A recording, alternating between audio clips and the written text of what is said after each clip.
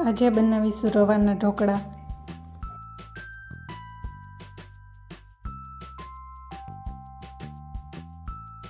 જેના માટે 1 વાટકી રવાને 2 વાટકી ખાટી છાશની અંદર 15 થી 20 મિનિટ સુધી પલાળીશું।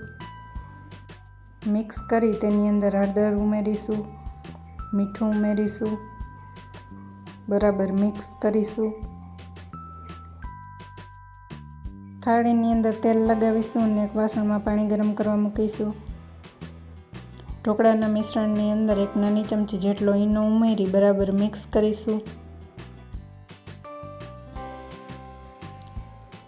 ઢોકળાના મિશ્રણને તેલ લગાવેલી થાળીની અંદર ઉમેરી તેમાં લસણની ચટણી નાખી ઢાંકી અને 5 થી 10 મિનિટ સુધી ચડવા દઈશું।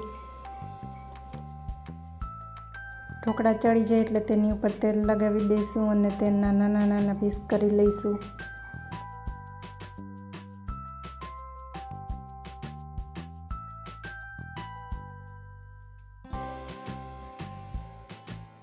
તો તૈયાર છે રવાના ઢોકળા। આવા જ નવા વિડીયો જોવા માટે મારી ચેનલ સબસ્ક્રાઈબ કરો, વિડીયોને લાઈક અને શેર કરો।